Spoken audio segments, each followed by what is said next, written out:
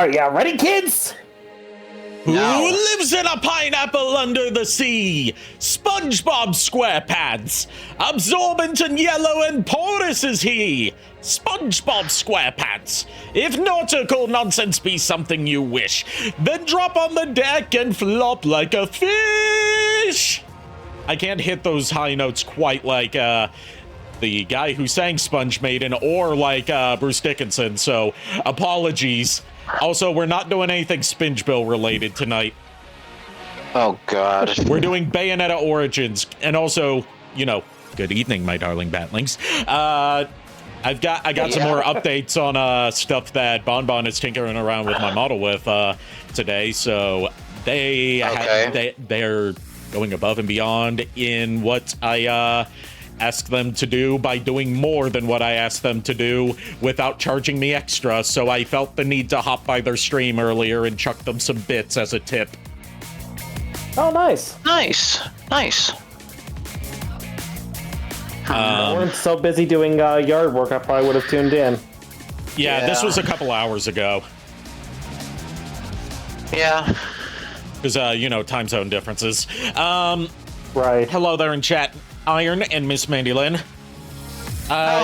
You'll forgive me if I sound a little exhausted today. I had a doctor's appointment that the doctor's appointment went fine. It was just like my mom was the one that drove me there because it was back in like the town we used to live in, because she just recently moved up towards my neck of the woods.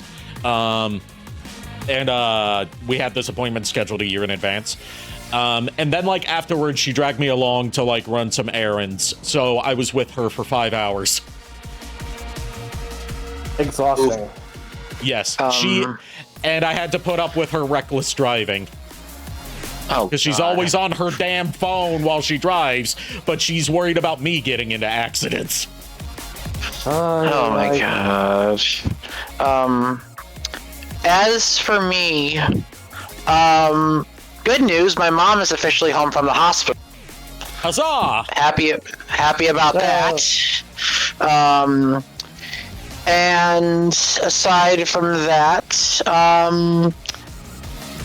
things are, again, with the whole internet situation, getting that back. Yes. We're getting back to streaming soon, so look for that. And I actually managed to, get adequate sleep. So I'm not Hey, Colbo. So I am not on death's door like I was. Nice. I'm glad to hear that. I had some other questions for you about your thoughts on Devil May Cry 3 last night, but I didn't want to keep you too long so you could try and get some rest. I mean, I can briefly answer if you want me to. Main thing was just like, what was your thought on like Dante's character arc and how Virgil is actually portrayed here, because he wasn't really a character in Devil May Cry 1. He was more so just part of a backstory. The only thing I can say is Hector and Isaac from Castlevania Curse of Darkness, and I like the fact that Dante is a bit more like lively and like a bit more of a smartass. Yeah, whereas, this is like Dante's in like his 20s in 3. Yeah.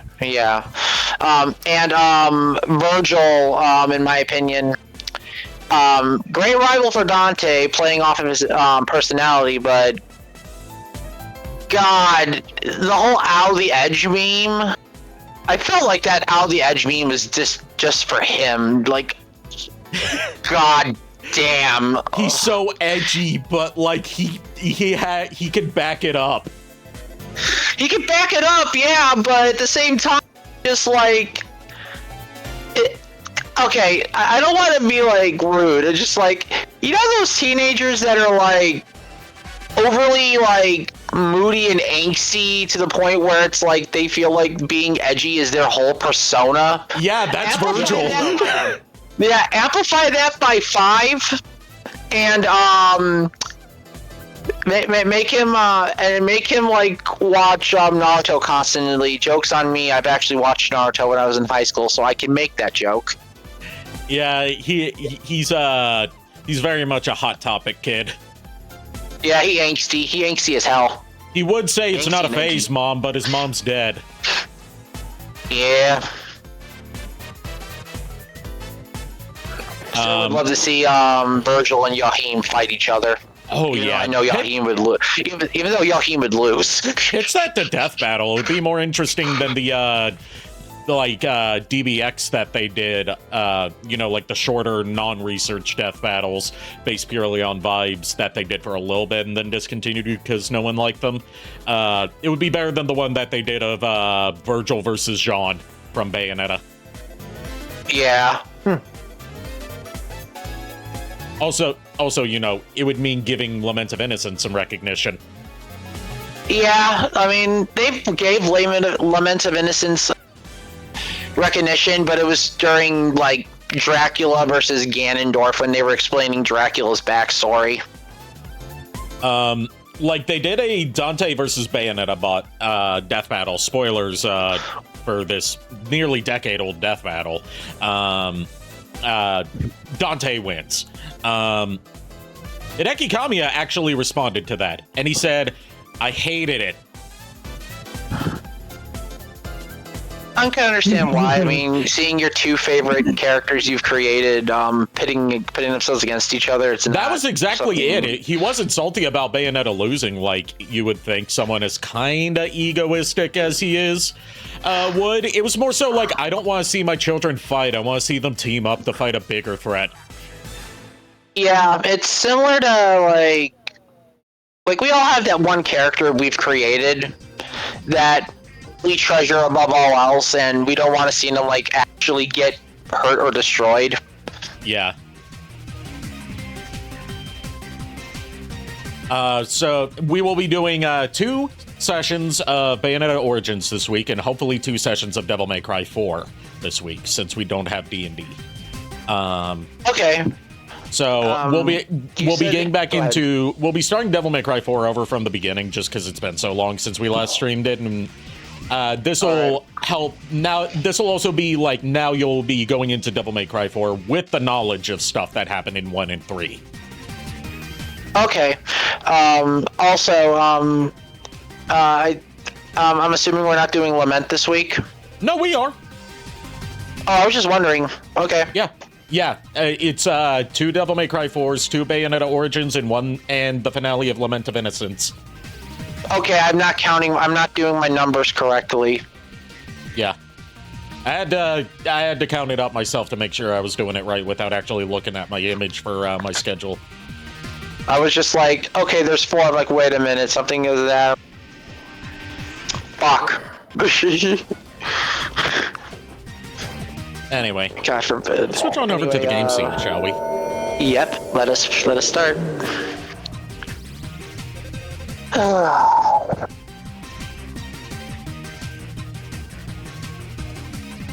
Also, Iron. Since you said you've seen a bit of Naruto, did not finish it though, mostly because that would take a while to finish. Plus, you have no way to access Shippuden at the moment. There are guides you can find on sites like Reddit that tell you the best way to watch Naruto in terms of what episodes you can skip because they're just filler bullshit. Since there's no Naruto Kai out there that cuts out the filler. Even though I do like some of the filler from Naruto because some of it is actually pretty funny. Yeah. Tree of Life was funny. You also only have to watch one of the movies, and that's the Naruto the Last, which is a good one. Which is the only canon one, and it's the one that takes place after the end of the series. And it's actually good compared to the other ones. Yeah, because the other ones were made without the involvement of what's his name, Masashi Kishimoto. I think that's the guy that made Naruto. No. It's been so long. Yeah. It's been so long. I know there's several Kishimotos out there in the manga scene. The first movie was so bad. I have a funny story about the first movie. I have a funny story about the first movie. Ooh, okay. Tell us. I begged, there was a Regal theater, and Regal does those limited screenings and did a lot of the anime ones back in the day before we got more wide distribution of those. It was the one at Birkdale, Miles. Oh yeah, that's the one I watched the Pokemon movies at. Yeah. They like had a standee there for the first Naruto movie. They played a trailer for it in front of one of the movies that I went there to see. I begged my mom to take me there because it was like a 2-day event and it was on a school night. And she relented and she took me there. And like we were in line, there were other people behind us in line. They weren't showing it at that theater despite all the promotional stuff they had for it. The nearest one was at Stonecrest. Oh, that's so annoying. Yeah, Oof. Which is, for those that don't know, they're parts of North Carolina. That is like a good hour away. Jeez. Oh, gosh. And it was already about time for the show to start, so no, we were not making it. Yeah, there was no point. So people who lined up to go see the movie at that particular theater were not informed by anyone else in line that it turned out that that's not what that they weren't showing it at that particular theater? No, because they gave no indication that they were not showing it at that theater beforehand.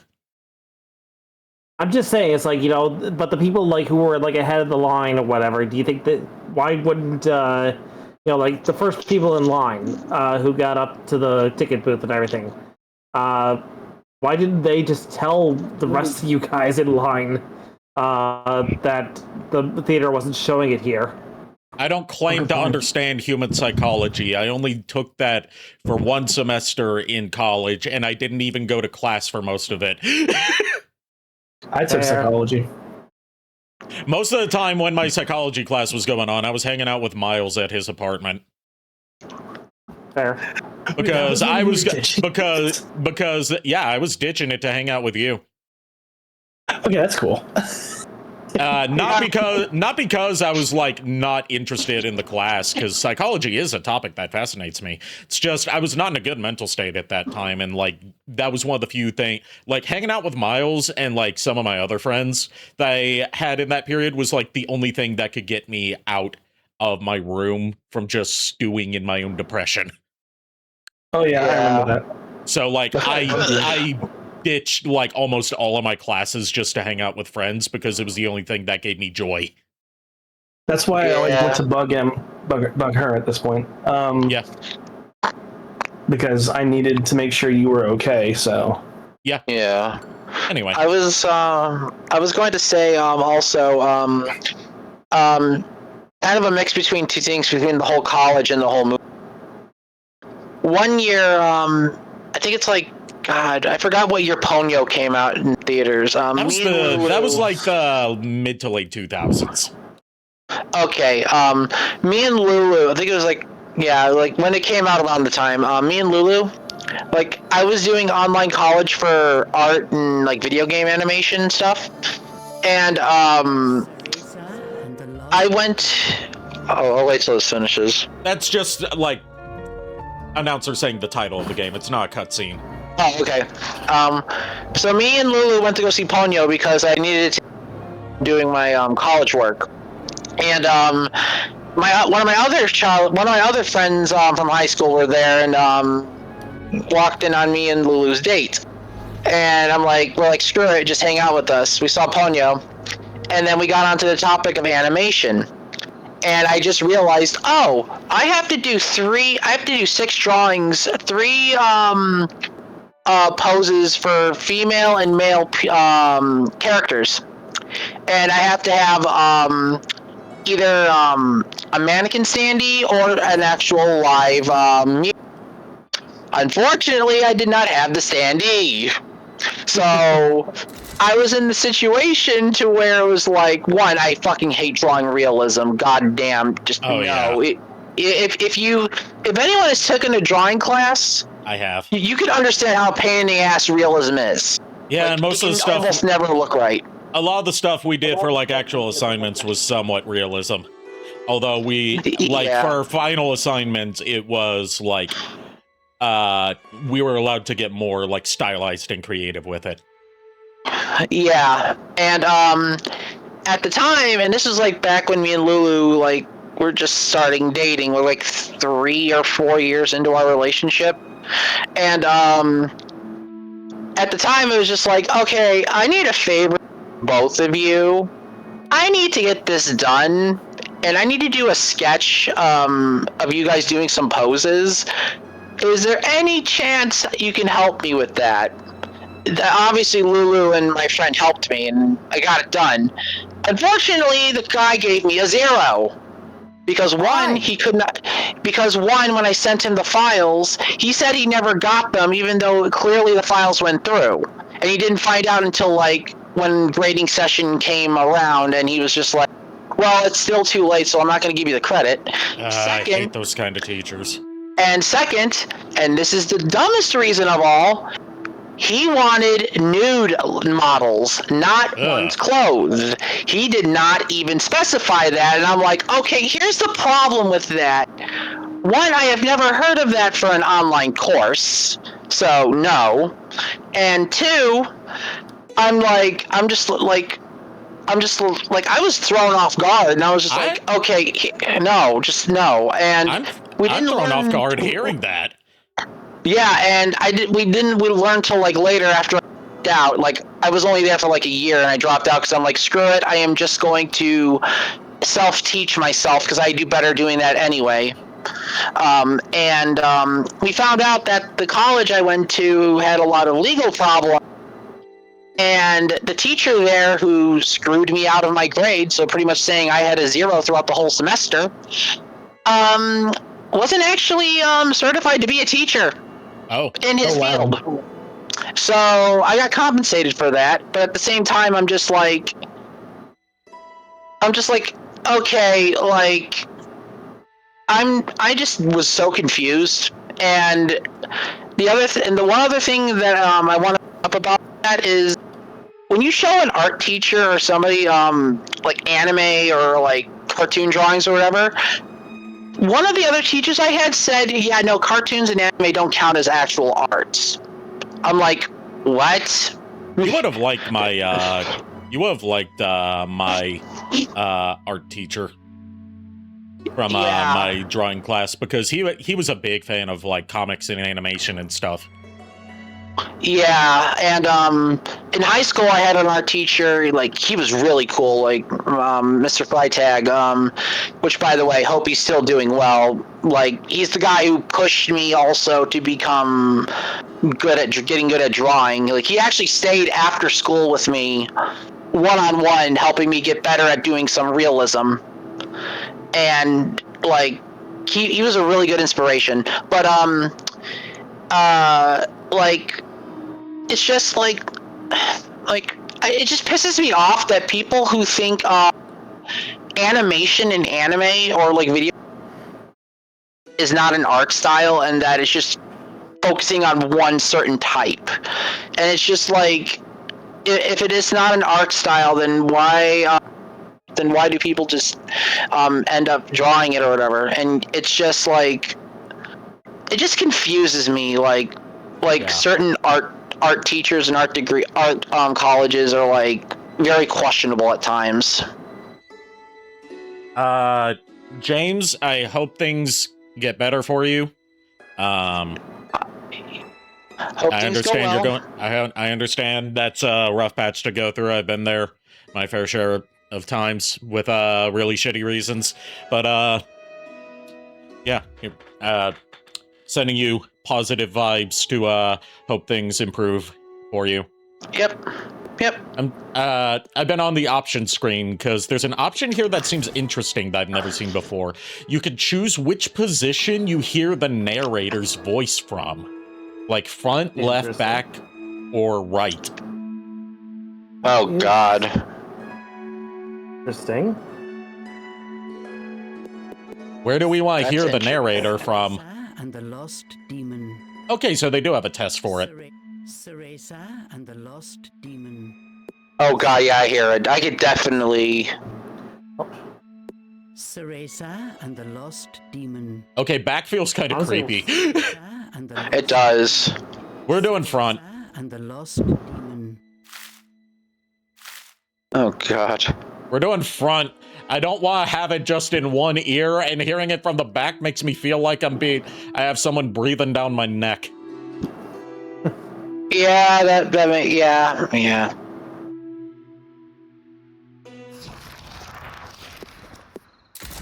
All right, new game.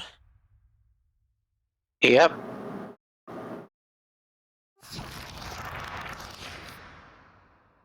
Long ago, there existed two clans, the Lumen Sages of Light and the Umbra Witches of Darkness.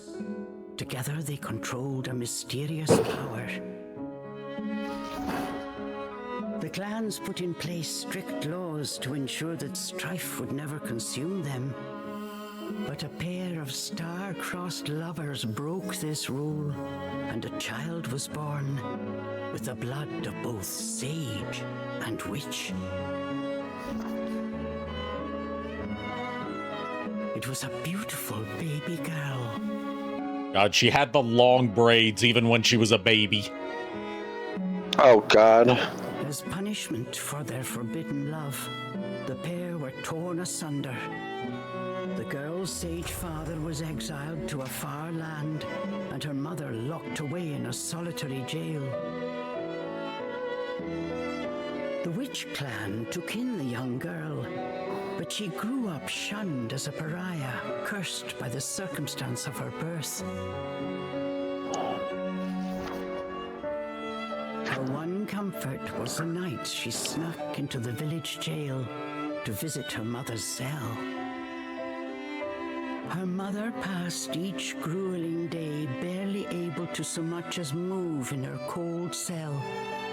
But when her daughter came to visit, the witch always showed her a loving smile.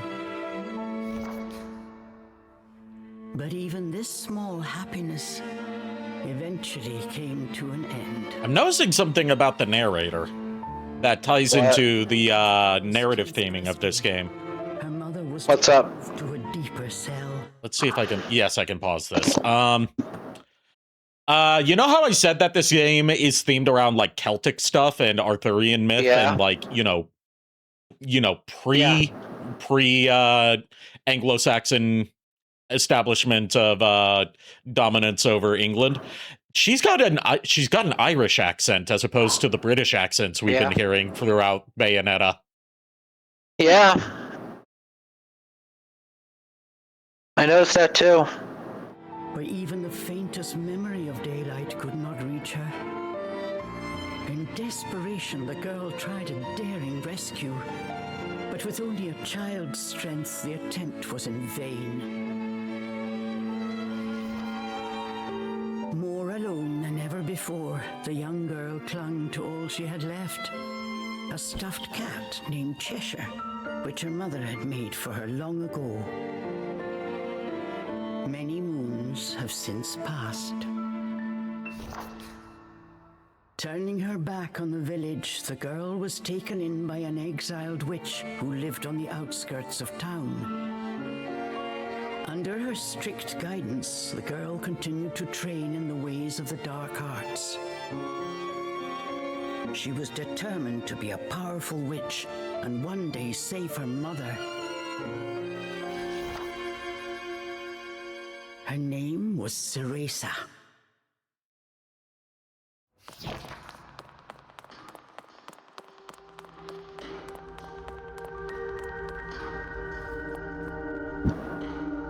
She's got massive Coke bottle glasses like Trinity Glassville. That's what I was adorable. Say. That's adorable. I don't know why, I just like those style of glasses. They're inherently cute. They are. There's a ASM artist that I watch that wears those kind of glasses. She's called Always Slightly Sleepy. Oh, that's adorable. For some reason, it reminds me of those like drunk glasses that they made you beer put in goggles, Mario Kart. like the beer goggles that they had us do for drunk golf cart driving. Yeah. Oh god. Like to simulate what it's like to have your vision impaired by being drunk. Yeah. to try and, you know, ward us off of drunk driving, which me and Miles were fine with. The problem was there was one guy in my dorms group that was so used to drunk driving that he drove the golf cart just fine. Oh God! You guys had the fun thing about that. For me, in school, they gave us the glasses and we had to walk in a straight line across a piece of like tape, and we had to see how well we did. I messed up the moment I took the first step.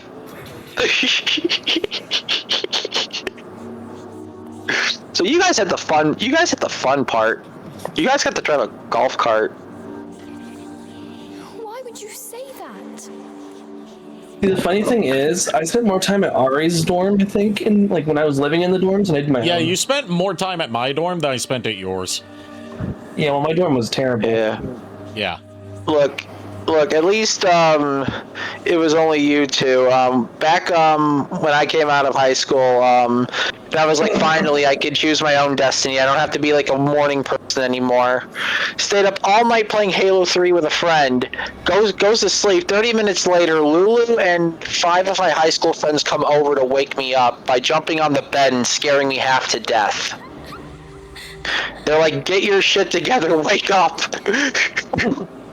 And I'm like, God damn it, you can't let me rest. No. See, when I was in college, Dead Island had first just come out. Yeah.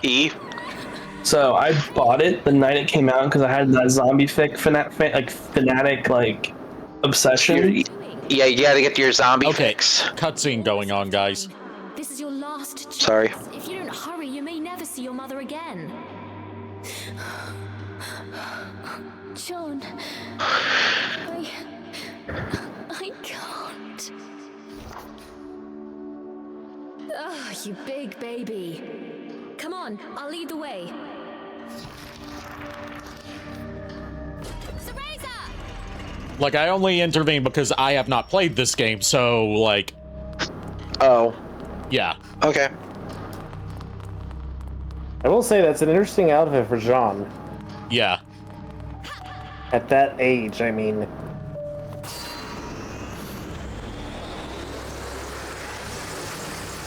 I mean, it looks sort of like a ballerina type outfit. Wow, Sean! Now that I actually see her, when I see her moving like that, then it makes sense. But when I first saw it, I was like, isn't that a little... And I was like, oh, okay, it makes sense. When I saw that, it makes a lot more sense now. Yeah, the dancing that they do for magic in this game, from what I've seen, is not like, the exotic stripper poses that you typically see in Bayonetta. It's more like ballet movements. Honestly, I kind of like that. Hurry up, Cereza, we don't have all night. Sean, wait! I never, I never danced ballet, but I do like certain ballets. I mean, hell, the Nutcracker is a ballet I watch every holiday season. Hell, my dad was actually, he once danced ballet when he was in his youth. Granted, I could never get into it. I met a retired Russian prima ballerina once. As part of a summer theater camp. Nice. Oh no, they're onto us. Leave the guards to me. You hurry on ahead. Wait! John! I can't do this alone! If you had to gauge Ari, how old do you think these two would have been at this point? They said that she was like 10 years old in the opening narration. I didn't catch on to that, so that's on me. Because I was gonna say, I was like, they look like they're preteen. Yeah, they're definitely not teenagers yet. Yeah, so definitely like something like, almost like child going into preteen. Like, for this sequence, which seems to be like a flashback to the failed attempt to save her mother that they said in the opening, she would be like 10, and then I'm guessing some time has passed since then. Probably. Oh gosh. The art style with the eyes is a little. They're trying to be reminiscent of like Studio Ghibli. I didn't know that. Yeah, it's supposed to look like a moving picture book / like Studio Ghibli movie. Makes sense now. It looks good regardless. But that's why everything's told through pages on a book, and why it has like a watercolor aesthetic to it. I mean, it's Winnie the Pooh from Kingdom Hearts. No, because Winnie the Pooh from Kingdom Hearts was not rendered in a watercolor style. It had its moments, okay. What is this?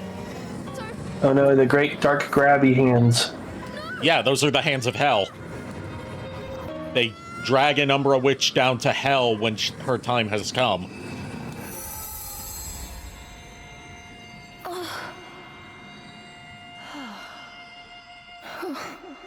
Who are you?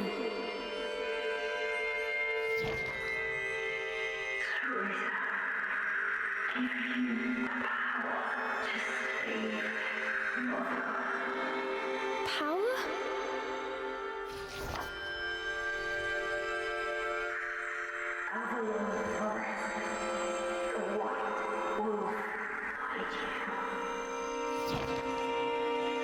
I'll go. Still a better guide than frickin' Navi. If I had a nickel for every game I've played this year that has a white wolf guiding us to places, I'd have 2 nickels. What was the first? Not on stream, but Lords of Shadow 2. Oh, okay. Again. But the ending. It was a dream Cereza knew by heart. But this time, something had changed. Cereza decided to consult her friend Cheshire. A stranger Cheshire appeared and told me something incredible. He said if I went to Avalon Forest, he'd give me a fantastic power. If we had that, rescuing Mummy would be a piece of cake. The Forbidden Forest. The oft-repeated warning from Cereza's teacher rung in her ears. Avalon Forest is home to fairies, creatures who love to whisk away children. Stay away. So the Fae. Yes, they even spell it the Celtic way. Cereza's teacher Morgana was standing by the Morgana, there's our first Arthurian reference. Discernible even from a distance. Yep. I'm just gonna stop my thought there before I say something silly. What stopped you before? Good question, and I'm not sure, so I'm just not gonna finish it. Chapter 1, Trial of the Full Moon. I had a Persona reference in my head. That's all I'm saying. Oh yeah, the cat. Yeah, I was like, that's not a cat. Yeah, she's got more like goat aesthetic to her. Or like ram. So lanterns are your save points. And It also auto-saves at certain points of the story. Just remember, Miles, they are not the screaming variety.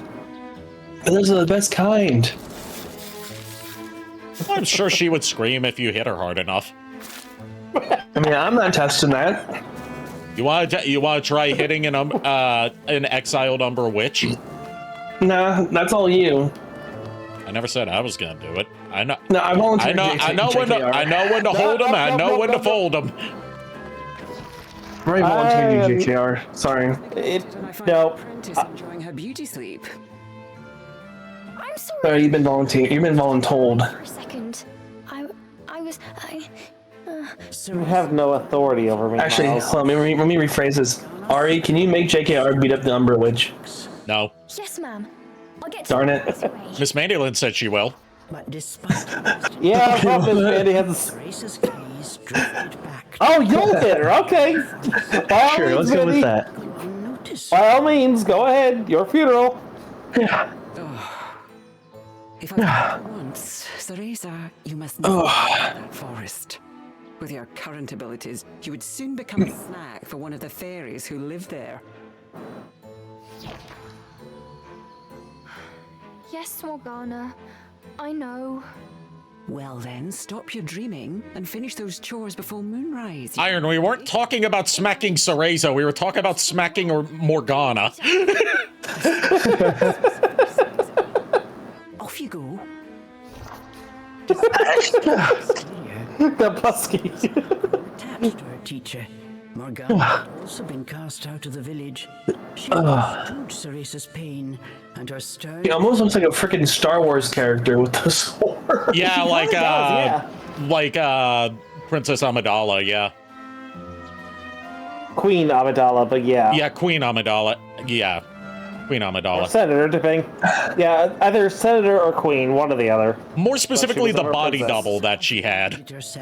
Oh, yeah, her. I forgot her name. You know, the one that wore all the really fucking bizarre outfits. Jeez. Yeah. I can't stop sneezing. Well, have you tried not sneezing? Have you tried not having a nose? I kind of need my nose to breathe, Ari. I mean, you know what? No, I'm not even gonna finish that joke. I'm hearing excuses. I mean, if one of y'all needs a replacement, I know of a nose pass that can give a replacement nose. This jug is positively ancient. A new, lighter one would be nice. Corday. I think it was Corday Iron, though I cannot remember if that was from, if it was the same body double from episode 1 that was in episode 2. I didn't know that the body doubles had names, because I've not seen episode 1 or episode 2 since childhood.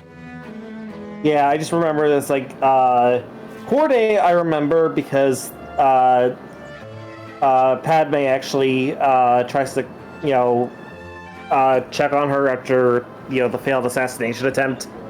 And she actually refers to her by name. And even in the first one, she, like, in episode 1, she did actually say that her, she did give the name of her, body double, and said that she was my, she was like her guardian or whatever. Yeah. It's Dorme in episode 2? No, actually, no, it's... is it? Dorme is what people are saying. Okay, well, let me look up the wiki. You guys go ahead. This rock looks just like a fang. What if there was a giant monster just underneath the ground here? I'm confused. Oh my. We're explorifying. Use different doubles. Need to focus on my chores or Morgana will have a thundering fit again. JK, are you laughing at my nose pass joke or something else? Yes. I was laughing at the nose pass joke. Dude! Yes, I was laughing at the nose pass joke. And, okay, 1, yes, I was laughing at it. And 2, it only took you now to realize that's what I was laughing at? I just was really doing my usual sporadic, just random BS. I should have said Probo Pass. I was gonna say something about Probo Pass, but I was like, nah. These heavy lamps are so hard to clean. Oh my, they've gotten dirty again. For some reason, now I'm imagining a freaking Gardevoir with a Probo Pass nose. I'm imagining. No. I'm not even going to dignify that. The only way you know how I'm picturing that now? Oh gosh. Like wearing it like one of those Groucho Marx masks, where it's like, you know, the glasses and the big nose with the comedy mustache. Oh God. Jumbo nose. It's just mostly nose, not even glasses and mustache. Oh God. Oh brother. Raw water at the eastern well. Yeah, I missed what we were supposed to do. So I should probably go to the eastern well then, instead of the southern sprouts coming out of the ground and a textbook that's left over. Oh, what a cute little fishy. I hope you grow up big and strong. Cereza before she was corrupted. Cereza before she learned how to flirt. And then that became a big part of her personality. She was talking to Magikarp. He was so innocent back then. Yes. Yeah. Until she wasn't. Well, at least she doesn't have to worry about falling down the well. Yeah, we don't have Lassie to help. Fun fact, out of every episode of Lassie that there was not a single episode where Timmy fell down a well. I don't know where that came from. Ow! Fetching. Ow! What happened, JR? I bashed my knee up against my desk while moving around in my chair. Oh no! I hate when that happens, bro. But Ow. yeah, despite what pop culture would tell you, Timmy never fell down a well in any of the episodes of Lassie. There was an episode where Lassie fell down a well, but not Timmy. I need to Google it real quick. It's one of those things where it's like, you know, like Scotty never said, no one on Star Trek ever said, beam me up, Scotty. Yeah. Eyes on the full bucket, Morgana gave a small nod of approval. Good. Now collect the herbs from the garden. Oh, it's just a famous catchphrase, but... Yeah, but it never actually happened in the show. Yeah, he fell into mine shafts, rivers, and quicksand, but not a well. He fell into everything but a well, basically. Was that Timmy? Lassie fell down a well. Go get him, boy. What's that, Timmy? Lassie fell down a well? How? Herbs in Morgana's garden were not your common basil or thyme. He's fighting. Lassie was fighting Megatron. That's what happened. Foul stench. Oh, we're picking hellweed then. He burrowed to avoid sunlight, but We all know Lassie would destroy Megatron. right up.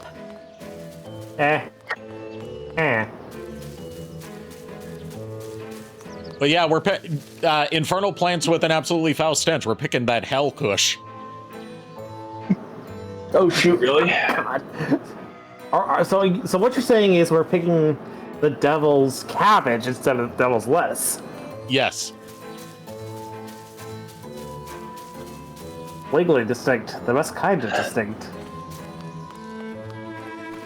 You know what they say, there's no laws in the wilderness.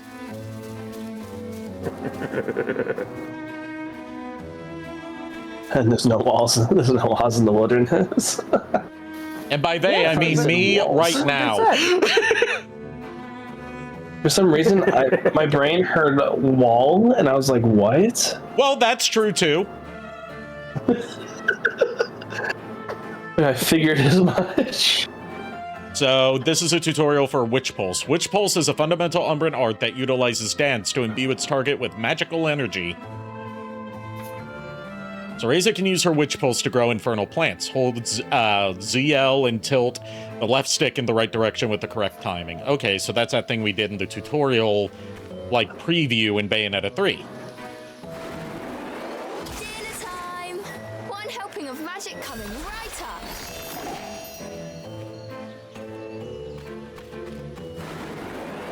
Hurry on out!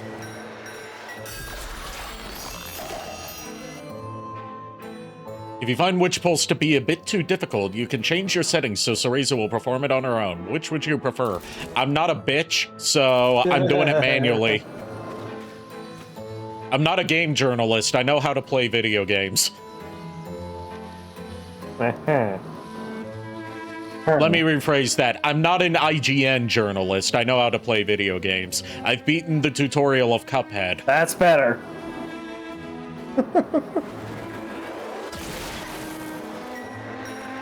Just a bit more. Fun fact, have you ever wanted to know what happened to the guy that did the IGN preview for Cuphead that failed to beat that one very easy jump dash in the tutorial? Oh.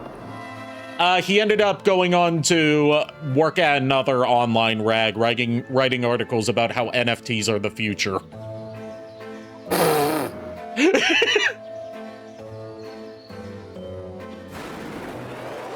we go.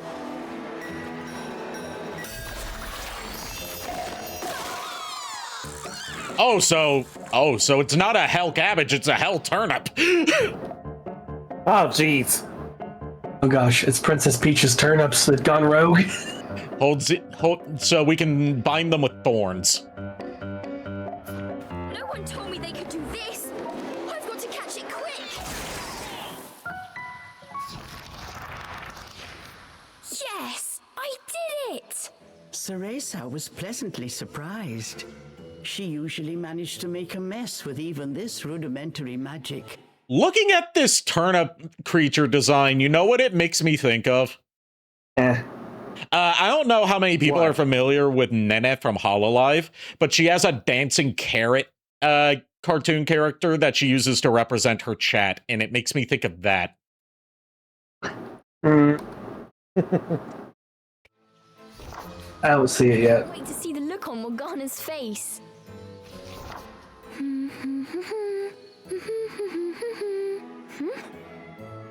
Cereza hummed a happy tune while picking the herbs. Okay, so She bent down. She noticed a pretty flower growing amongst the weeds.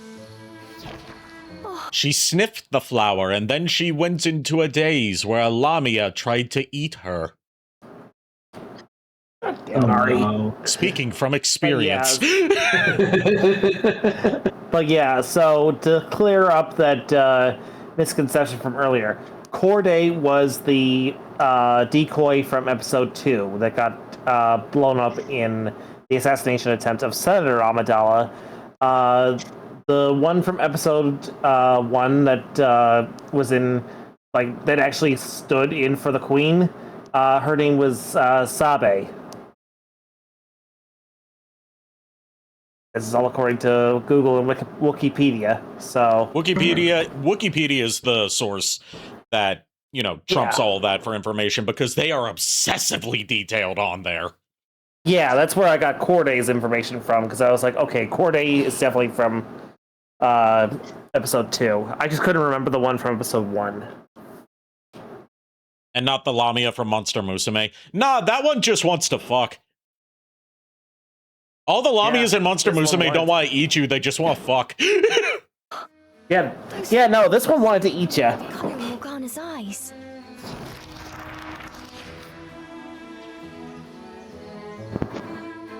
Anyway, enough of that rabbit hole. Back to Bayonetta Origin. Wouldn't mind if it weren't for the smell.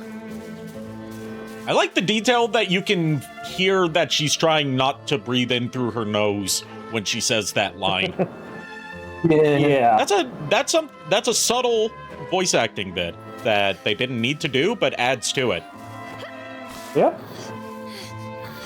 So that's some good direction on their part. Speaking of voice acting, I've got to get back to work on a lot of projects that I have sitting on the back burner that I need to I've got a Transformers for. project I need to actually get started on. Same, and the other project that you and I were both a part of that I need to get. I need to get back into that. Morgana, quite the harvest, wouldn't you say? I also picked these violets. They're for you. I thought you might like them. Atop the herbs lay a small wreath. Morgana glanced down. Oh, she made a flower crown. Her expression unchanged. She spoke to Cereza in her usual tone. Do not Your wreath-making ability is shit. Where did your mother not teach you how to make a proper flower crown? Oh wait, you don't have a mother right now because she was moved to another prison. Why does she look like a Zora all of a sudden to me? I don't know who you're talking about. Oh, a Zora from Zelda. Yeah. Oh, okay. Praise for this sort of perfunctory performance. I don't know if it's just the face at that angle. She's definitely more. She's definitely not human-esque. Like, she's humanoid, but she doesn't look human. What with those horns and everything. Yeah. No, ma'am. It's next on my list. Remember, Cereza, hair is the most versatile tool of an Umbra Witch. It can be shaped into our armor, weapons, and even used as a medium for summoning infernal demons. As blood flows through veins, magic flows through a witch's hair. That is actually an old European, like, folklore bit that they thought that witches could channel their magic through their hair, and that, like, having long flowing hair was one sign of being a witch. Makes sense. I just find it interesting how it's like she's got the, the overall horns going for, at least Morgana does anyway, the horns, yeah. They might... Understood. I'll make sure to finish. I think it's like an ornamental headdress. Good. Now get back to your it could be. You could be right where it's like the hair. Given that you can see it's got things. like a whole solid bit on the back. Yeah, Maybe. I don't. Yeah, it certainly seems like she actually is human. It's just that's just some sort of like headdress that looks like horns. Yeah, they did say that she was an Umbra Witch, so she's human. Yeah. eyes. Always take care of your hair, human or Umbra Witch. Am I right? Correct, like I took care of my hair today. At times, Morgana's cold. What hair? Cereza, For me, I mean, but she I can't got hair. take care of what I don't have. wanted for her, and only wanted what was best. You've got more hair than my grandpa does. Either of my grandpas, including the one who's dead. Okay, that was dark. But all right. I get to make that joke. Is there more hair than Uncle Grandpa? We do Oh, not no, I talk didn't about watch that. I didn't character. watch that show. Miles, I've told you before, I don't watch trash. I watch good shows. Like Clutch Cargo. I actually, like, here's the sad fact. I watched Uncle Grandpa only because it happened to have been on when I was visiting one of my friends. I did not care for it whatsoever, but I was kind of like, I was in the room when it was playing, when it was like on TV, but I wasn't like actively watching it. But unfortunately, I will say that I did not like Uncle Grandpa. I thought it was bullshit, and even for kids TV, I was just like, this is trash. Best for her. Making a quick recovery. Oh my gosh, how long her hair is. Record time. Yeah, her hair's always been long. I just, for some reason, saw Eeyore's tail instead of the hair. It does kind of look tail-esque with how it's braided. I mean, it's a ponytail, so... And then the two Yeah. buns on her head almost look like cat ears. Yeah. Witches are often associated with cats. Yep. And and she carries a plush cat with her. It's called a motif. Miles, do we need to put you through a lesson of how to identify a witch? I mean, I know an easy way to identify a witch. Weigh her against a duck. If she weighs more than a duck, then she's a witch. Or is it like... no, wait, it's like if she weighs the same as a duck, she's a witch. Because ducks float on water, and witches float on water, which means that they are both made of wood. And because wood floats on water. So if she weighs as much as a duck, she's a witch. Therefore, she should be burned. I mean, originally they were gonna say like, one guy said you could build a bridge out of her. No, but can you bridge out of stone? Oh yeah. Monty Python and the Holy Python. Grail. Yes. I figured it out after the fact. I got that right away. The moment you said she's a witch, I'm like, yep, I think I got where this is going. Yeah, we're teaching Miles an easy way to tell if someone's a witch.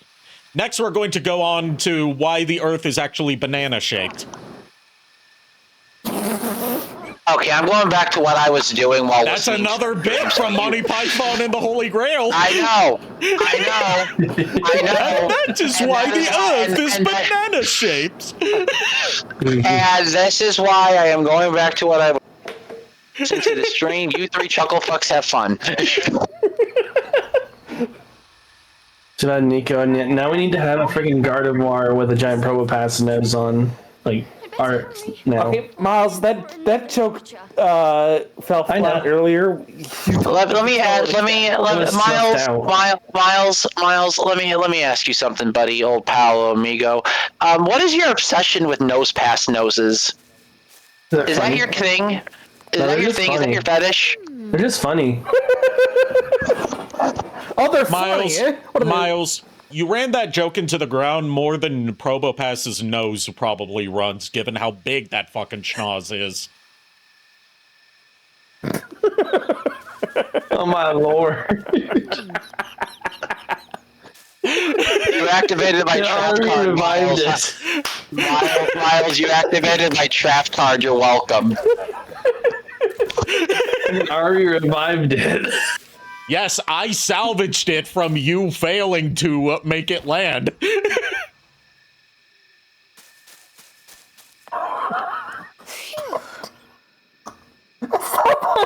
God damn. I'm thinking, thanks to you. Thanks to you three. I'm thinking about a Gengar wearing a Groucho Marx glasses.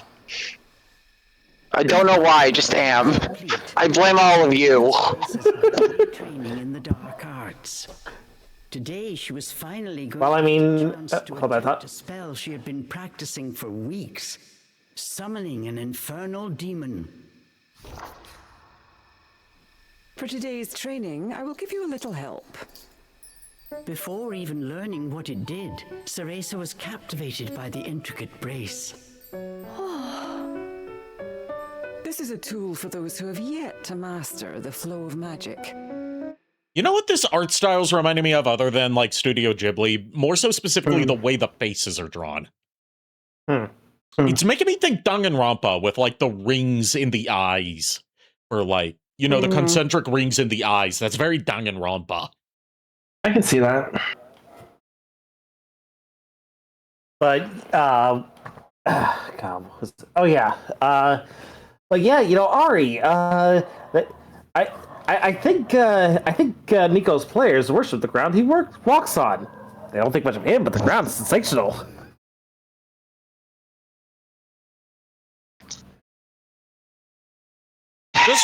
Just remember, he ultimately controls your fate.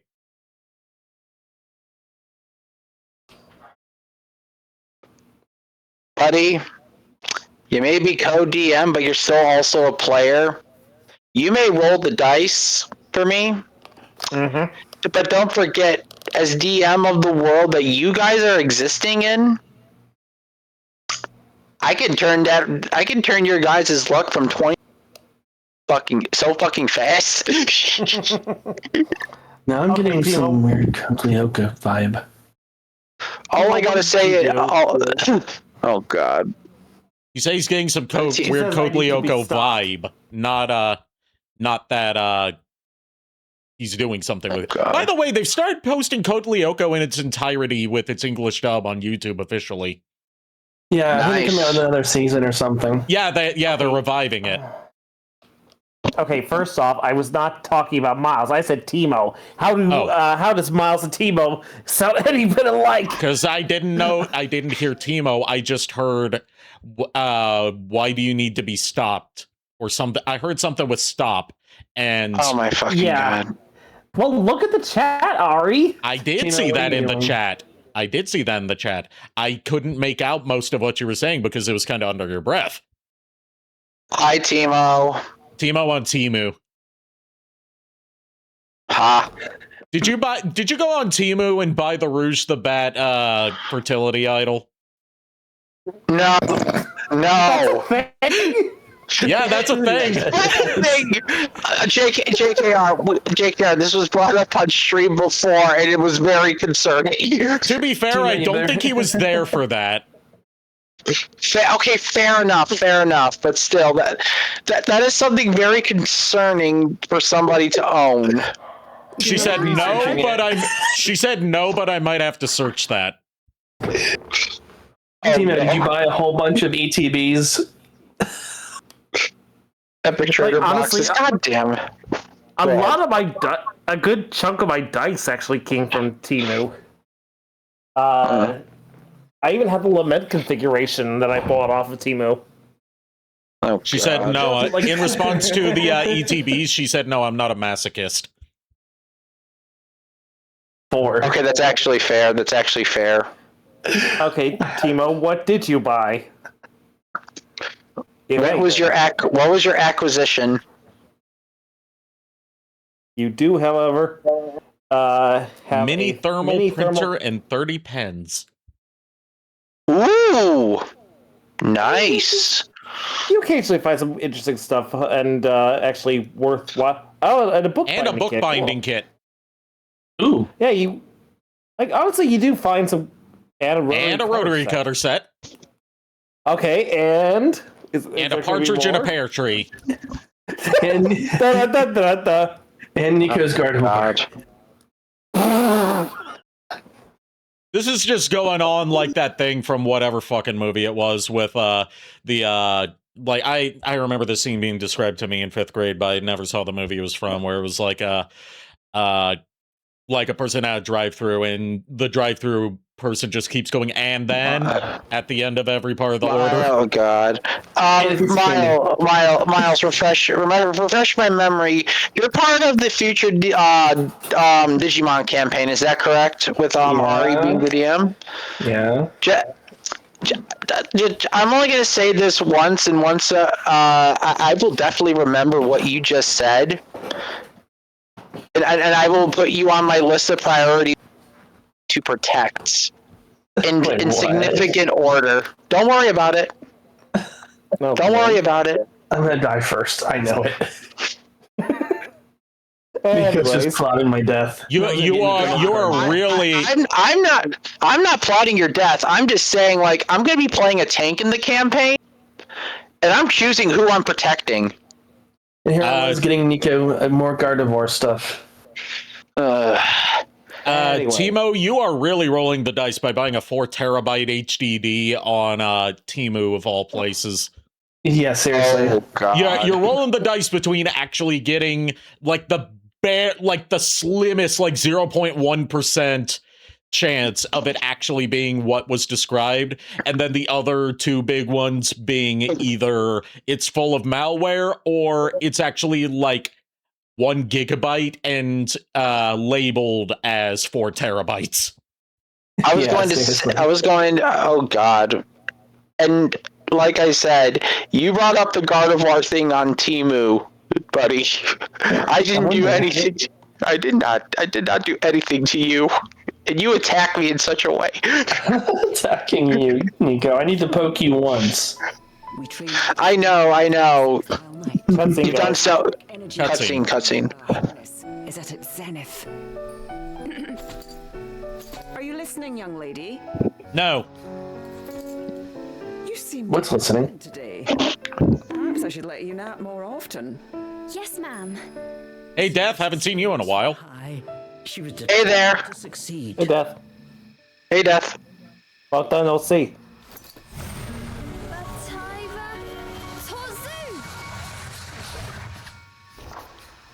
Step by step, Cereza flawlessly performed the summoning dance.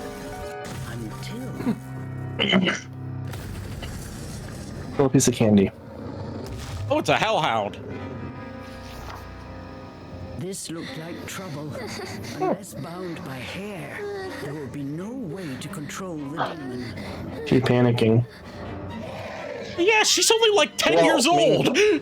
I know. To be fair, it's her first summon. How would you feel? Yeah.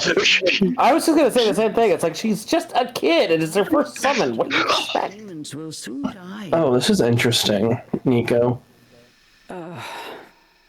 We are finished for today. Let me try again. Please. I know something about Cereza's design in this game that I really appreciate for how they're going for making sure that they go for a much less sexualized portrayal of Cereza here, given that she's only a child, which I appreciate. She's wearing shorts under her skirt. That's good. Yeah. Yeah. I did see that. So they thereby avoiding even the chance of a panty shot on a child. Good. Yeah. Good. Good job, very Platinum good. Games. I know that doesn't sound like much, but you would be surprised. Yeah. No, honestly, also, that's a very much appreciated touch that I'm glad they did. Like, I appreciate them making sure that you do not sexualize this Bayonetta. Exactly. Yeah. Also, what did you find, Miles? That Gardevoir 10-inch for $35 instead of $45. Oh, the 10-inch Funko. Funko. Okay, cool. How's everyone doing? I'm doing good. Kind of tired from a long day, and Yeah. I'm also excited because Bonbon, my model artist who made this model for me, is working on some updates for this model and has gone above and beyond with what I've seen so far. It's gonna be so cool. As for me, when it comes, yep. Go ahead. Sorry. I was just gonna say that I can't wait to see when it comes out. But also, I am just physically exhausted because I did a lot of yard work today. Summoned familiar. I was foolish to think you were ready for this training. I'll wait till Also, the your cutscene Jordan. ends. Also, your Jordans are fake. The magic brace before heading back to the house. Also, your tits are fake, love. Long after Dare I respond to that?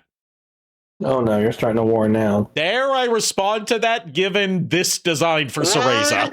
Word for Varen. Word for Varen, not towards Cereza, buddy boy. Calm down. Okay. troubles with Okay. Cheshire. Forget returning to the village and saving Mummy. At this rate, I'll never even become a witch. Nice save, Nico. All of a sudden, the words from the boy in her dream echoed in her ears. Jeez Louise. Return the slab or suffer my curse. No. What's your offer?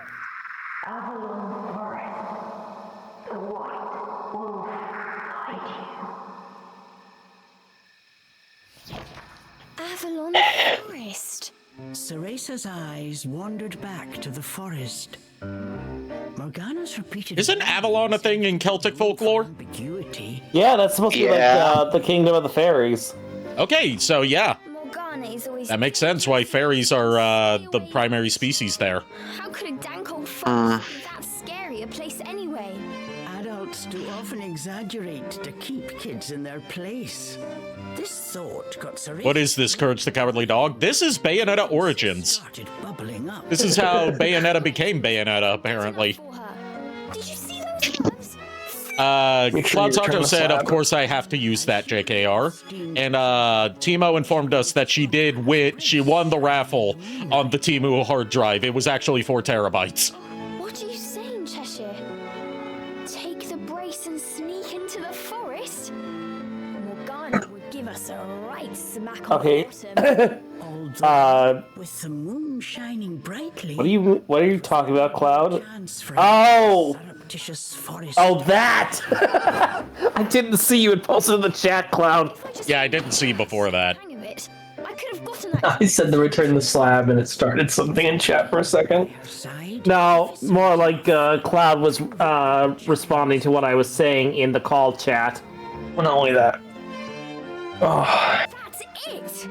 I'm going to that Anyway. forest! And when I come back with that fantastic power, Morgana will take back everything she said about me not being ready. Let's go, Cheshire. Next stop, I'll show her who the sussy baka is.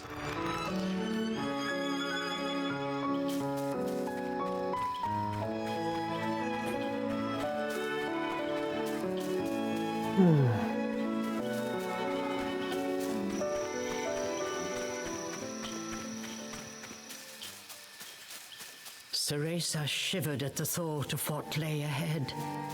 But curiosity got the better of her. Let me just say, this is a really cute outfit for Cereza. Like Kid Cereza, specifically. It's like That's a local one, yeah. it's reminiscent of her Bayonetta 3 outfit, which is my favorite outfit Bayonetta has worn, out of her primary ones. But, like, more restrained and more, like, cutesy rather than sexy. I like it. Yep. Agreed. Obviously, I prefer it cutesy on a 10-year-old Cereza. Obviously. I would think there'd be something extremely wrong with you if you actually thought the opposite. Yeah. Let's go, Cheshire. I mean, there's a lot of things wrong with you, but then again, there's a lot of things wrong with me, so it... Yeah, there's a lot of things wrong with me, but that's not one of them. Exactly. Move all people. It's like they should say, ravioli, ravioli, don't lewd the Umbra loli. Warnings to the wind and set out towards Avalon Forest. Little did she know. I like the prance in her step and the tail and ears in her hair. Yeah, they give her a really, like, cat-like aesthetic. Almost as if it were a motif. Yeah, she has a cat motif in this game, given that her demon partner in this game is Cheshire. You know, the cat demon from Bayonetta 3. Or the dragon loli, especially not the dragon loli. I wanted to jokingly say spoilers, but it's not really a spoiler. Spoilers for a game that we already beat? Exactly.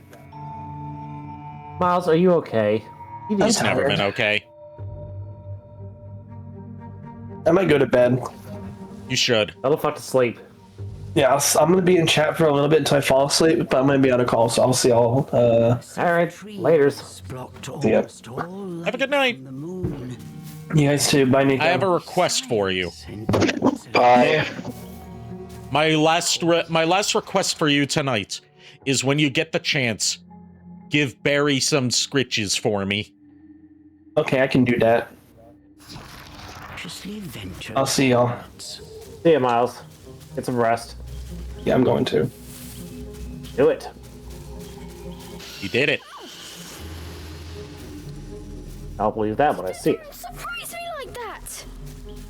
The crack in her voice made it sound more genuine, like she was scared. Yeah. Like, I don't know who voices young Cereza here, but she's doing a good job.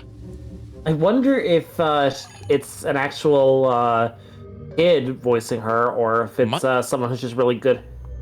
It could be either or. So, Onyx Roses, the petal from a black rose that blooms in Inferno. The faint magical energy it possesses makes it a favored garden choice of fairies as well.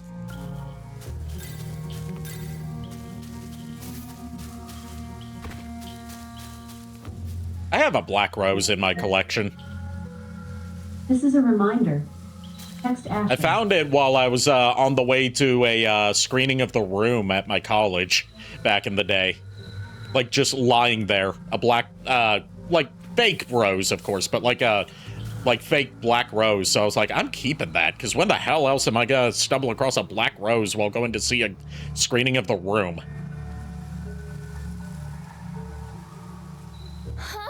Okay, so... Alright, my scalp itches a little bit. Let's see. Her name is... I think I'm pronouncing this right. Angeli Wall. Okay. Yeah, she's voiced Cereza in this game, and of course in the trailer that came out in Bayonetta 3. Right. And she was also a character called the Medium or she was Sadness in a video game called The Medium from 2021. I've never played The Medium. Yeah, I know. I've heard of it. I just haven't played it. It's one of the games from the studio that would go on to make the Silent Hill 2 remake, Bloober Team. Oh, okay. Yeah, unfortunately, she doesn't really have much to her name in her portfolio. It's just those two. It's just Cereza and Sadness, unfortunately. So she's probably new. That's what I'm thinking. She's probably a newer voice actress. Don't look down. I mean, it's not outside the realm of the possibility for Platinum to give a big leading role to a new voice actress. That's what they did with Bayonetta. I mean, that's fair, yeah. That's what they did with Bayonetta 3 as well. Yep. Viola's voice actress was a YouTuber prior to landing the big role as Viola. Huh. A plant from Inferno. More on Witch Pulse. These infernal plants are bigger than Morgana's herbs. They will require more magic from Witch Pulse to reach their full size. Keep holding ZL until the Witch Pulse has succeeded multiple times. Be sure not to let go midway. Okay. I let go of midway a long time ago, especially after they shut down. My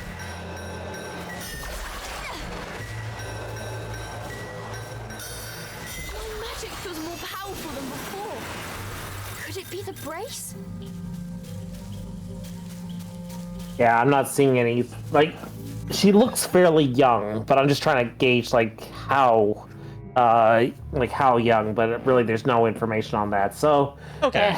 She's probably just, she definitely seems like she's, young, like, around, I'd say she's probably, just by looking at the image, I would say she's probably, like, young adult, like, probably early 20s, if not, like, young, like... older teenager, not younger. Maybe. Yeah. Avalon drops. Magical energy, crystallized by Avalon. One bite sends a rush of rich sweetness from head to toe, instantly enrapturing anyone. So basically, Conpeto. Okay. Conpeto, but fairy version of it. I've had Conpeto before. It's pretty good. It's the Japanese, like, hard sugar candy that was the inspiration for the Star Bits from Mario Galaxy.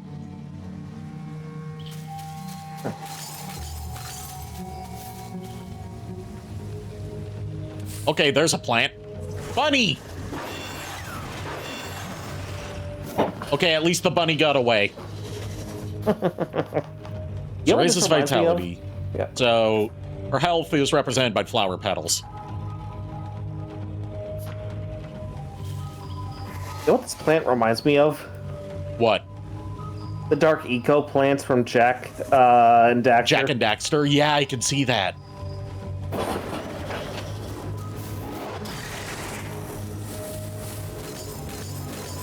Aha, I bound you.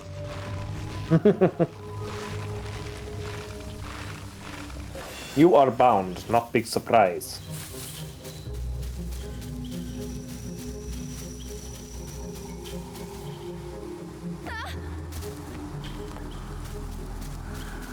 Looking into the dark underbrush, Cereza could not shake the feeling that someone was looking back. It was the most vile creature of Avalon Forest. The madman and wanted criminal feared worldwide, known as Red Herring. It sounded just like a rasping voice whispered in her ear. I can't. Return the slab. I'm going to become a witch and save Mummy.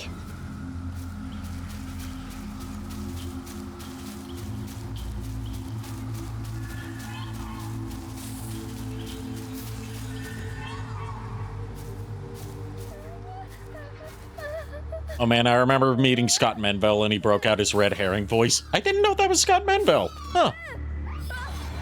Oh, there's our first fairy, I guess. It's a freaky looking fairy. Partly because it's in predator camouflage. Optic camo, huh? Oh, God.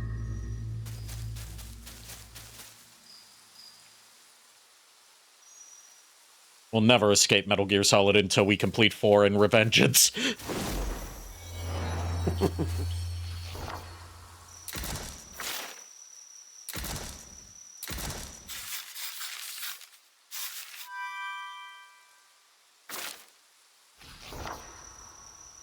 Or just Luca. I don't think Luca was alive 500 years ago. Hold a hunch.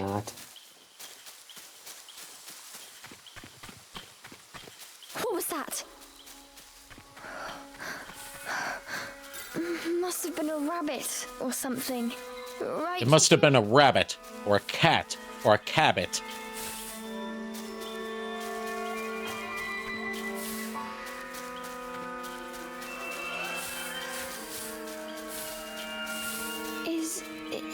Is someone out there?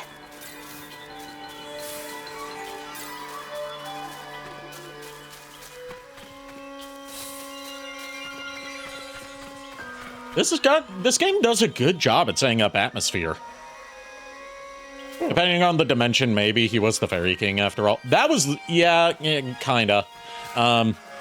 I don't fully grasp the lore of Luca on, other than that was an alt dimension Luca who went by a different name than Luca, but looked like a fairy Luca, and sounded just like Luca, but did not act like Luca. Yeah.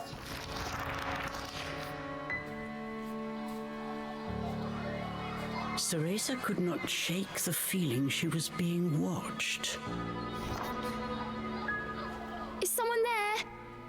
Show yourself! And then, as if to answer her call... 1v1 me in melee. I'll bash your fucking head and I swear on me mum. Denizen of the Wood. I'm not going to attempt to pronounce that. That is a Celtic name. Yeah, I think if Kira were here, he might be able to. He would tell you how to. He's the one that's really into Celtic stuff. Vitality. Yeah. If only Kira were here. To run, Cereza was backed into a corner. He's not dead or anything. He's just not here. Yeah. Work this time. Fingers crossed, Cereza prepared to use the summoning spell she learnt from Morgana. Batai Vatorzu! These things have 4 legs. Even that after failed. the summoning circle had faded away, no one had answered her call. They left her on red because it said scam likely. Why? I did everything right. The fairies resumed their sinister mission. All at once, they jumped at Cereza, weapons poised to strike. She shut her eyes tight and prepared for the worst. A moment passed, and then another.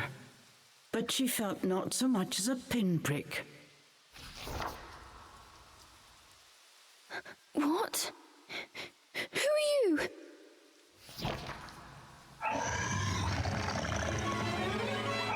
Chomp!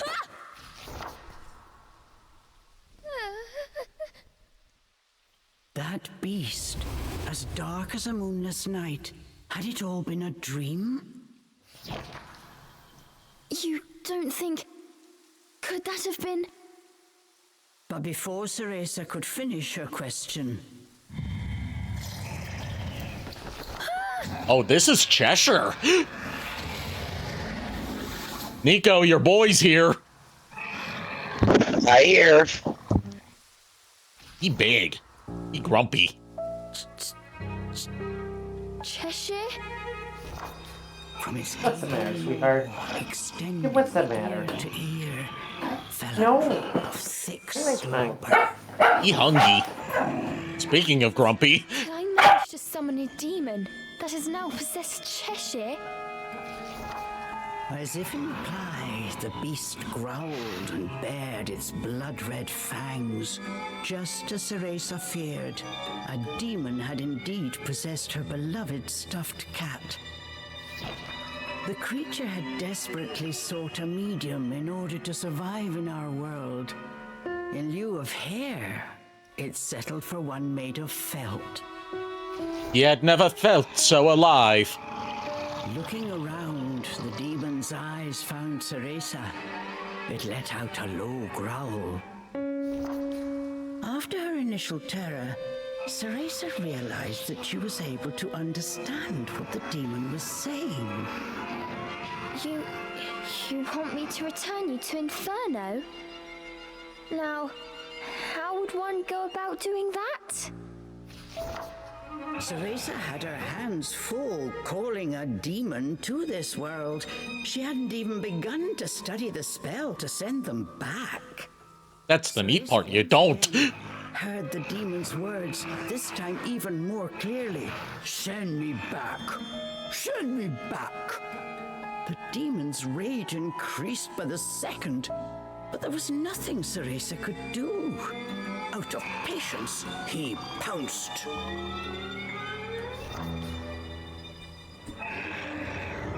Claws like daggers descended on Cereza. Ah! Oh!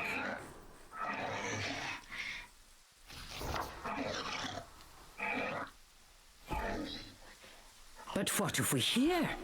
The demon had stopped cold. You looked like you wanted to give her a high five. By an invisible force, no matter how he struggled, he was unable to touch Cereza. Calm down. You're going to burst the seam. Don't worry, I'll send you home. Once I figure out how. I'm on my way to get a fantastic power. With that, sending you back should be a piece of cake.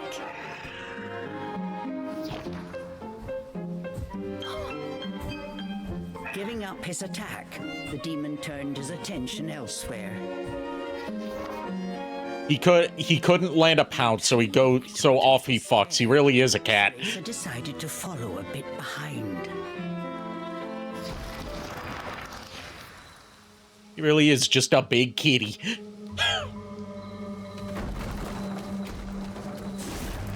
Okay, so you move him with the right analog stick and attack with ZR. The demon ran through the forest, searching for a way home. Country roads, take me home to the place I belong.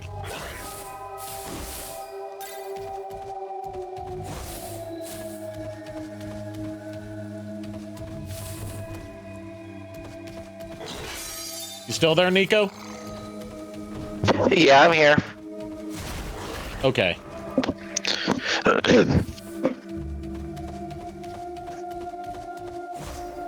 Oh, wrong R button. Ooh, now we get to fight. Battle basics. The demon's sharp claws and fangs make short work of fairies. Scratch with ZR and show your infernal might.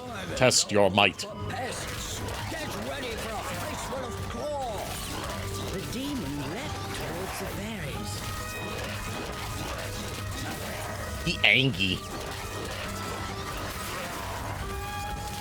He's just a big grumpus, and to think he would go on to become, basically, as you said, Smokey but cat. Yep.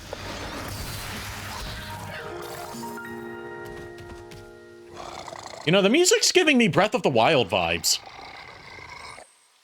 The demon slapped I mean, yeah. With all the emphasis on piano. But something felt off. I wouldn't be surprised if there were some composers from... Slowly, but surely.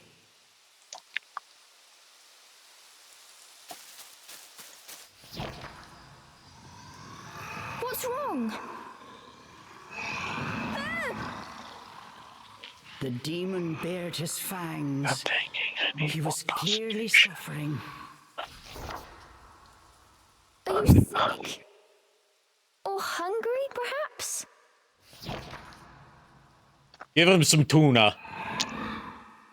As Cereza approached, the demon felt the strength return to his body. In an instant, he felt right as rain. His body was linked to Cereza by powerful magic. Moving away from her robbed it of its energy. What's that? I need to stay close to you? I've never heard of a spell like this before. How do you plan on getting me back to Inferno?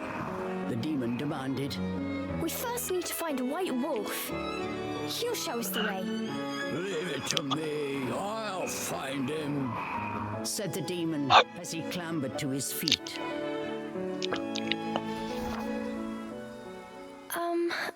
I'm Cereza. What's your name? I have no name, replied the demon curtly. You don't have a name? That must be terribly inconvenient. Though I must admit, I haven't the faintest idea about demonic manners. May I call you Cheshire? That's the name of the stuffed cat you decided to borrow after all. Well, I need to call you something. If you're going to make a fuss about it, why don't you just find a new body? Fine. I'll just call you whatever I please.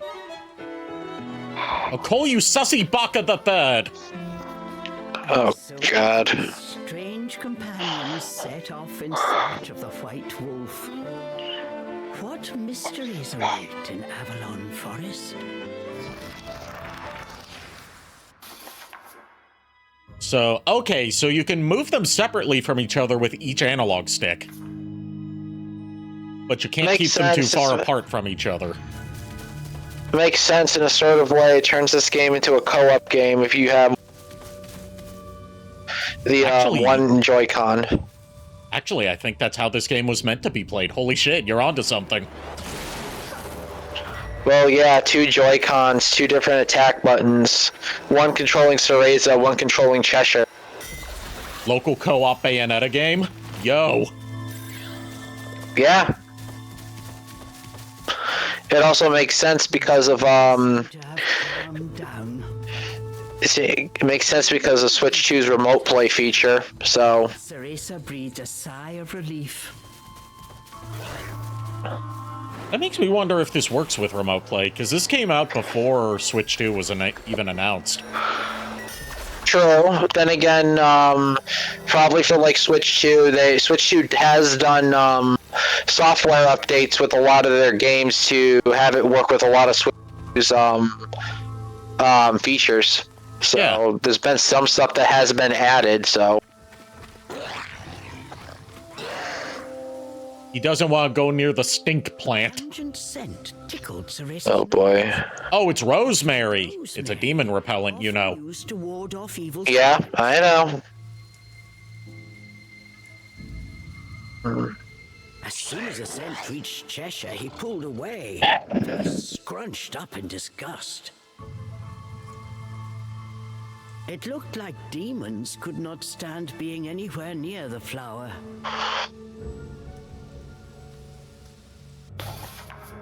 Being a demon, Cheshire can't stand Rosemary. Well, I don't know what Rosemary did to piss him off. She's been very well behaved. Yep. Whenever it pops up, Cheshire will need to take a different path. Okay. So off he fucks. Pretty much. Let's see.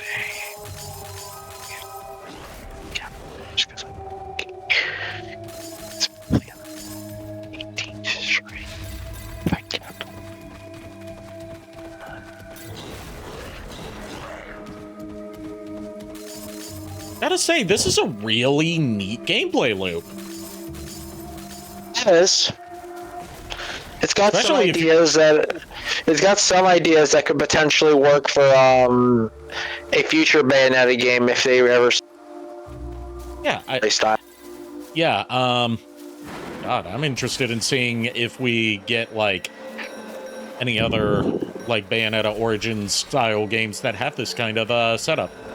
Then again, I'm just interested in what the future of Bayonetta is going to be without Hideki Kamiya at the company.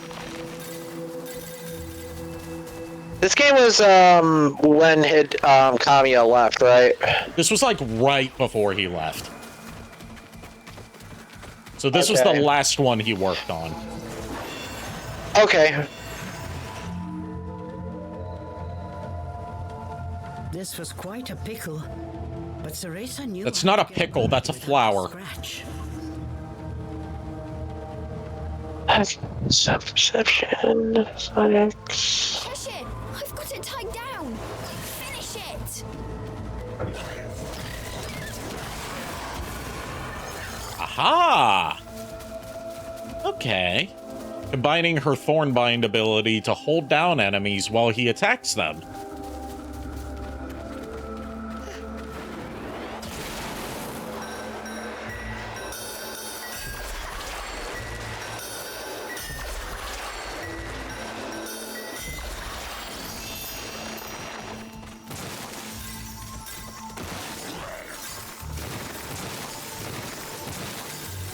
love Cheshire's design in this game. He's so scrungly. Yeah, sounds cute. Like, he's a big, hulking beast, but he's still kind of cute. So, very angry, scrungy, demon cat. Yeah, and he's got, like, a neckerchief that trails off behind him into a cape. Okay. He's got one eye that's, like, burning blue flame. So he's got a Sans Undertale eye. Oh god, okay. Very minor Okami vibe for the art. Makes sense. Hideki Kamiya directed Okami. Yeah.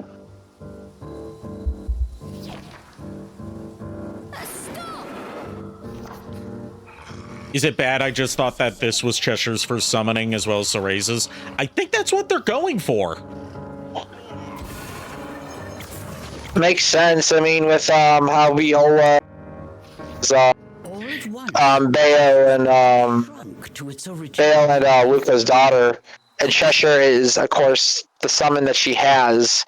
It sort of makes sense that Cheshire would be Bayonetta's first. And held him tightly to her chest.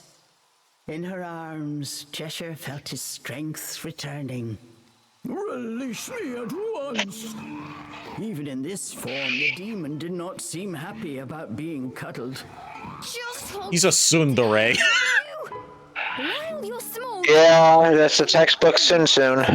I'll carry you until you can transform. Yeah, he doesn't like being cuddled, but has to be because, you know, he requires cuddles no matter how much he tries to bite and scratch you about him. He really is just a cat. But to swallow his pride. Yeah. Like, I'm imagining, like with Miles, I'm imagining Barry being like, "Release me at once, human. I must feast on demon flesh." And I'm like, you know, same vibe as Cheshire here. Or at least that's how orange tabbies are from my experience. When in his stuffed animal form, Cereza can hold Cheshire and move with him. When moving about together, you can move Cereza with the left stick and extend Cheshire with the right stick. Extend cat. Expand cat. Pretty much. Huh. Even with you in there, Cheshire still weighs the same as before. Switching modes. You can switch between moving together and moving apart at any time. Both have their uses, so don't forget either. Unleash mode is where you move the two separately. Press R when holding Cheshire to have him jump out. Hug mode is where you move together. Press L to revert Cheshire to a stuffed animal. I'm glad that's press and not hold. Having to hold it would be like finger twister. Yeah.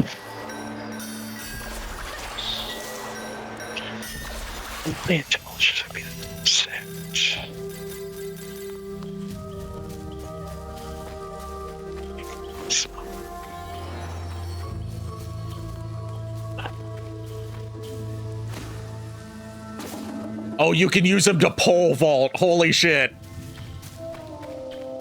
Nice. That's so cool. And cute. It sounds adorable.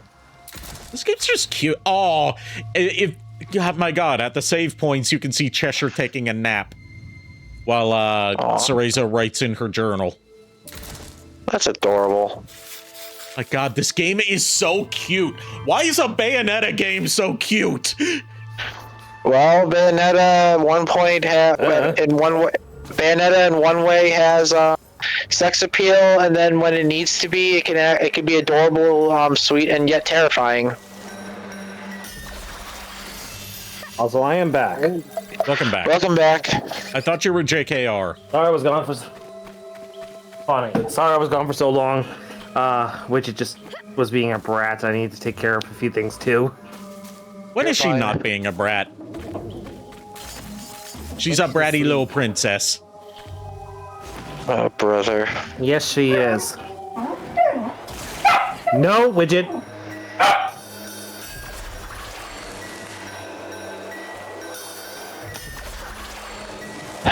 At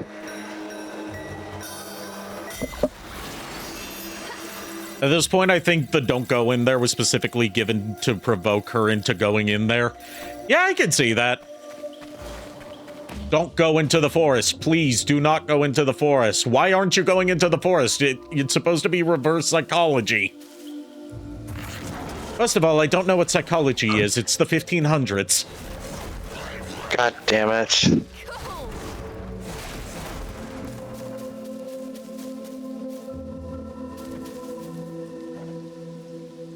Rosemary. Cheshire, I'll toss you up there. See if there's a way forward. We're going to yeet the kitty. Oh boy. In hog mode, Cheshire can be tossed to certain high places with L. Search high and low to find a new way forward.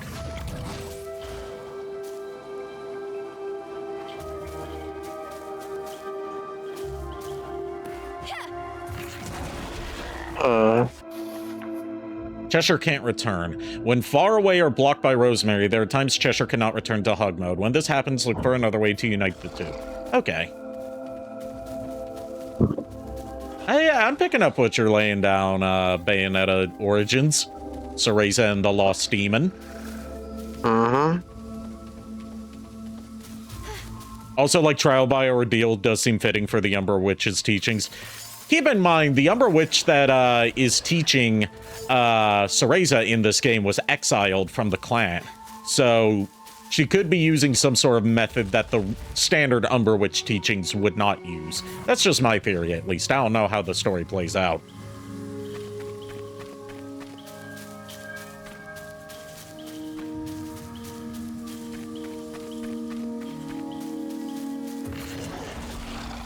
Okay, so you can't even carry him through the Rosemary. Okay.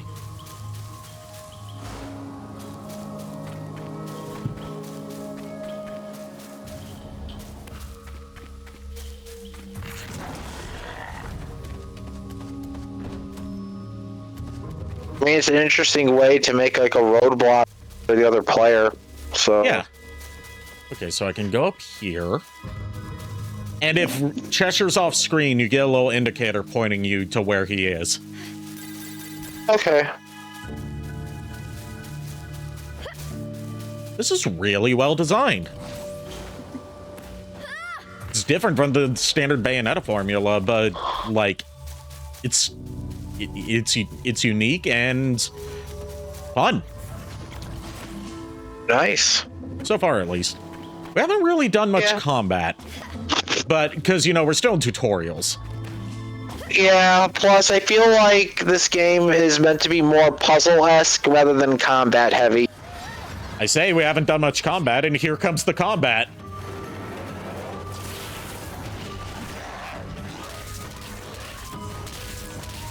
Fair enough.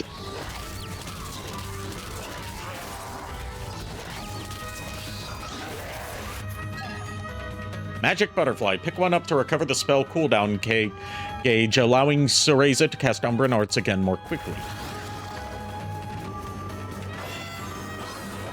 So it just lowers the cooldown time for how often? Yeah, and in this case, it's how often we can use our bind move. Okay. I'm guessing you probably get more spells as the game goes on. I would assume, because if that was the only spell you got, this wouldn't be much of a...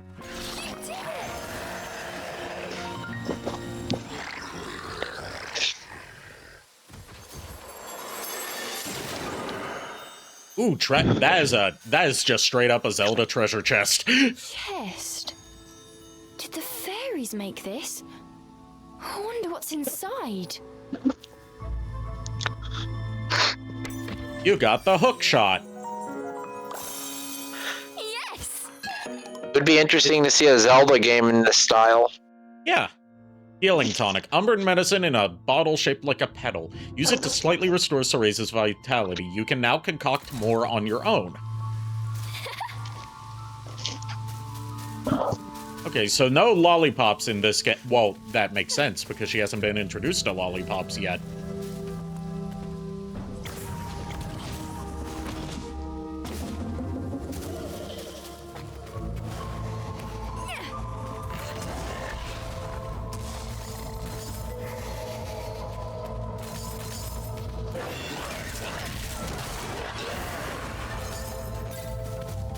I'm just waiting to see, like, where's the genesis of our big rumbly tumbly buddy Cheshire gonna come in. I want to see what leads to that absolute unit of a goofball. I mean, we'll see. I mean, again, like you said, you're experiencing this game for the first time, and I experienced it, so... Yep.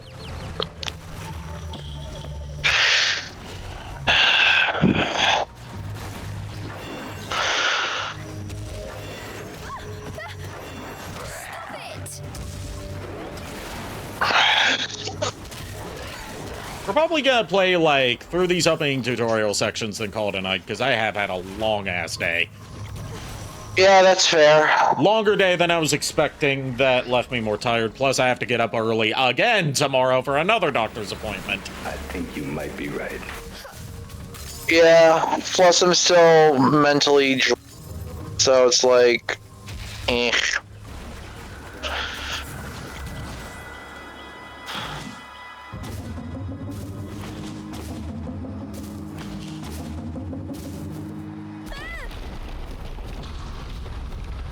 I say it looks more like a Kingdom Hearts chest. Yeah, it kind of did.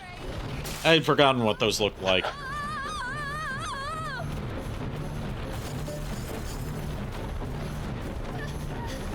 Oh, we can extend Cheshire to grab stuff.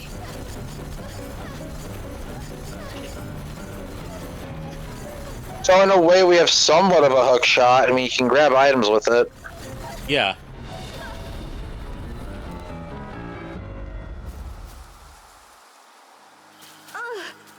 That was not fun. Bunnies. What the powered industrial?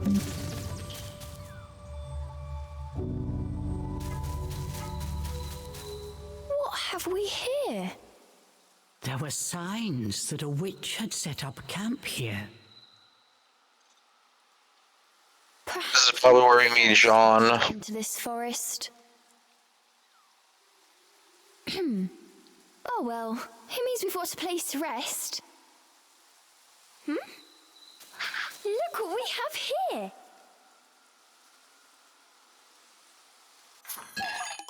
We got baked gecko. We got unicorn horn. And mandragora root.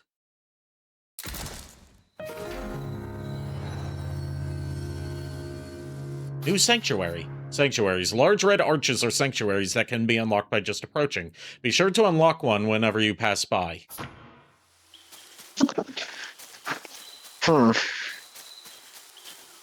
So, these act as save points. Okay. Oh, Cheshire's resting on top of the arch. Select concoct from the menu. Okay, so this is where we can concoct stuff, like healing items. So it's similar to Elden Ring.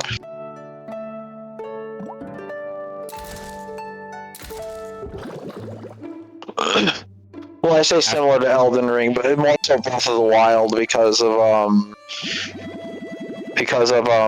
campfire places being like ways to cook. Yeah.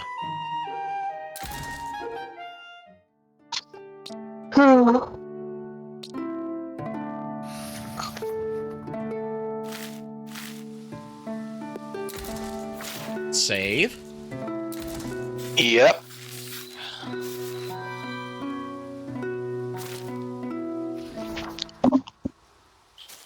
Alright, I feel like I'm going to stop here. I know this was a short stream, but I was not expecting this to be such a long day. Yeah, that's fair. Yeah, we're gonna stream more of this later this week.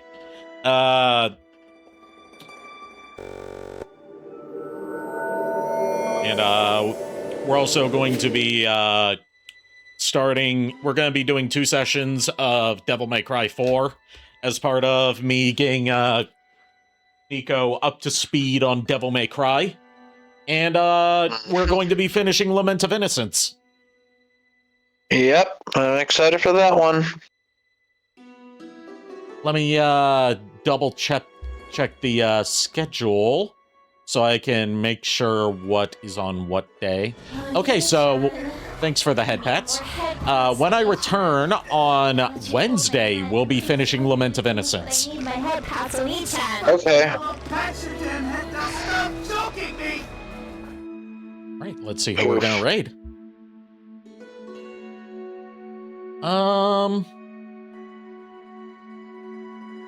We are going to raid.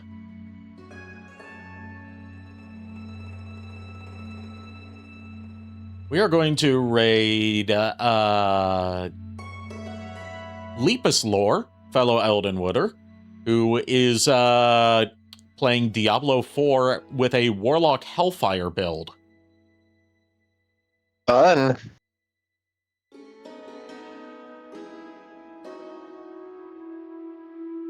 Thank you, everyone, for tuning in. Thank you to my co-hosts for joining me for this shorter than I expected stream. Go give Lepus Lore my warmest greetings. Raid message is going to be Beware the Fae. F-A-E.